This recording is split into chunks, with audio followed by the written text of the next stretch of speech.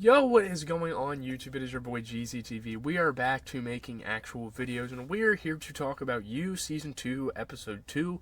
I left for vacation and left off with the season premiere for Season 2, and now I watched 2 episodes coming back, so now we're starting to get some developing storylines. Now this season is starting to take shape, and good news, if you guys are a big fan of this show, we're going to be watching 2 more episodes today, and double uploading tomorrow again, so there we go. We have Just the Tip, which is a holy pause when I say that title every fucking time, but yeah, we got some things to talk about. Let's go. So Joe hopped off a plane at LAX with a dream. Not only that, not a cardigan, but the ghost of the ex-girlfriend he strangled to death lurking at the edges of his consciousness, sporadically haunting his waking hours. He wasn't supposed to find love as in the feeling or love as in the person, and I guess we aren't supposed to be sure which one Joe is referring to when he is talking to himself endlessly, as is his wont. So, yeah, very interesting stuff. Obviously, Beck is continuing to haunt him, and that's some kind of plot line, that's kind of storyline that's going through this season, because Beck seems very unforgettable. I mean, the experiences they had with each other. This is one of Joe's first true loves. Obviously, he had Candace, but there was a little more of a connection here with this girl, you know? Point is, things are escalating with love and love to the point where she grabs and kisses Joe in a fish market. This is excellent counter-programming for cuffing season. Finding love is a bad idea. Everyone just keep to yourselves. I'm not taking that advice. I just can't fucking find a girl, so that's my part. So, yeah, I do look a little tan, too. I went to Florida. But Joe looks up from this kiss and hallucinates Beck, barely snapping back into it to hear that love wants him to meet her friends. Already? I mean, good lord, it is just such a boom, rapid fire relationship. Like, boom, we're on to the next thing. And Joe, I feel like with Beck, Joe would have liked that a little bit more. But here he actually doesn't want to love anyone because he's trying to get away from love because it's done nothing but ruin his life and ruin other people's lives and paint him as a bad guy, which to an extent he kind of fucking is. But yeah, back at Anavrin, 40, the douchey guy whose parents own the place, tells Joe he has a killer idea for how to improve the books department by playing movies on a loop. And obviously, if you're a real, bookworm, it's like, fuck no. The books are better than the movies. I don't agree with that. Obviously, you guys should know that by now. I watch all sorts of movies on this channel, but like an actual bookkeeper that's born for this job, he doesn't really agree with that internally. Joe escapes this particular hell and throws himself into another, meeting Jasper. So Jasper's a character we get introduced to in this episode. But yeah, he's like, no way we're playing... I mean, he doesn't say that, but he's thinking to himself, no way we're playing fucking movies in a bookstore. But first, perhaps you've been wondering how Joe met cute with Will, the man whose identity he stole, and who is currently being held captive in a plexiglass prison that Joe somehow had the means and ability to construct by himself, even though he left New York in a hurry with virtually no capital. I mean, how... I don't know. I still don't understand how the hell the show manages to even try to pull this off, and why they try to pull this off, because it doesn't make any sense, really. In the most romantic of places, you have Craigslist, which I haven't heard of Craigslist in a long time. I guess maybe back in 2018 it was still in use.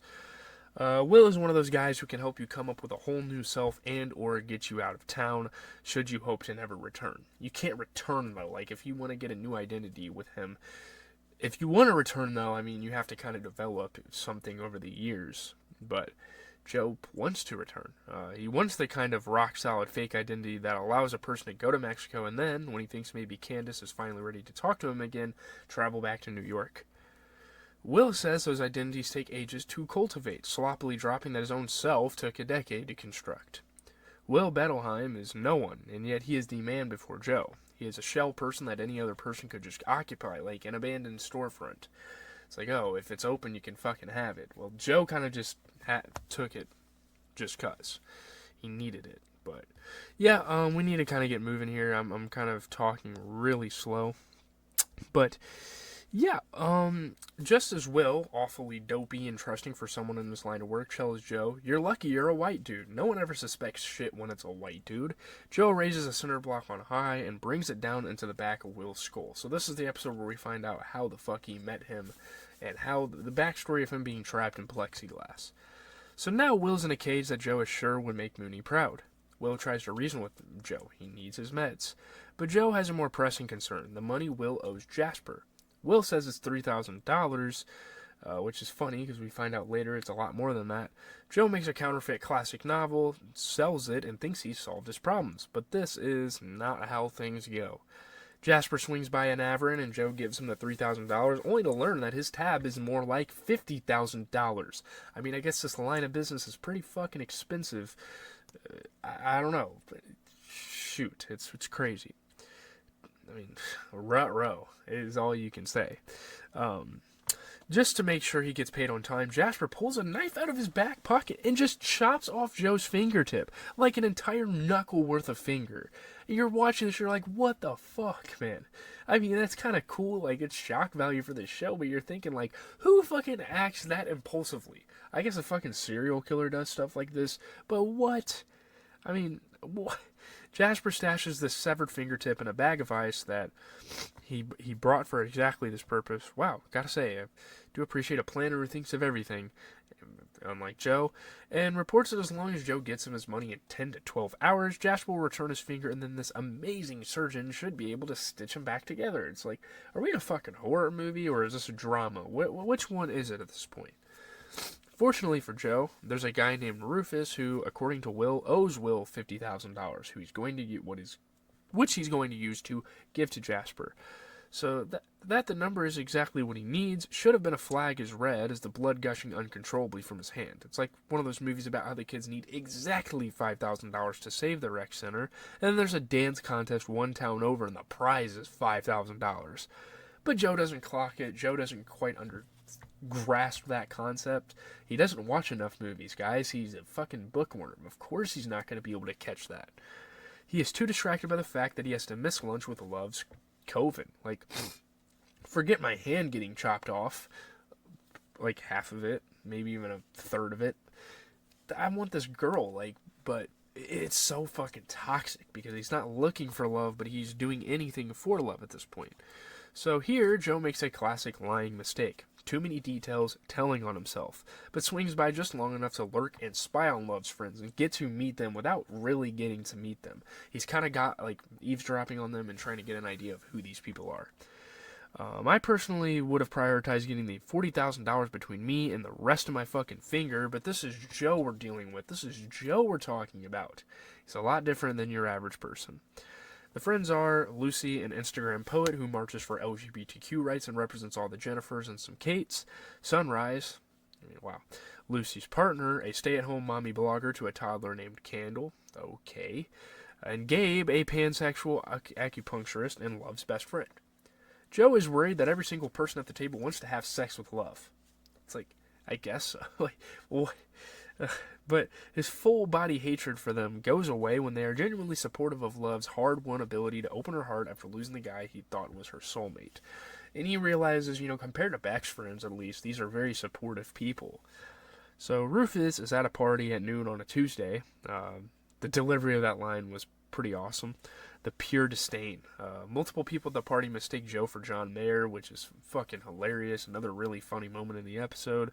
Joe spots a celebrity, Hindi, a comedian who is played by Chris D'Elia, who's actually a comedian in real life. Ethan loved this guy, Joe says, and I realize how much I miss Ethan. I mean, I hope he's doing okay in New York. Also, at the party is Delilah the landlord, who is edgy around Hindi for reasons Joe does not bother to suss out. He finds Rufus, who's basically off-brand Jeremy Renner, in the basement listening to Air Supply. And what does this gent have for Joe? A bag of meds that Will needs to manage his bipolar order. Fuck you, you're not getting your $50,000. You're gonna have to figure something out there, buddy. So by the time Joe gets back to the cage, Will's in a bad way, as can happen to a person suffering from bipolar disorder, who is also the victim of blunt force trauma to the head, and is currently being imprisoned by a psychopath in a glass cage inside a storage unit. I mean, all these factors put together, and you can kind of understand his pain, you can kind of understand his fucking distress in this situation. So Will is too out of it to even want his meds, even though Joe pouts, "I went to the valley for you, dude, take your meds."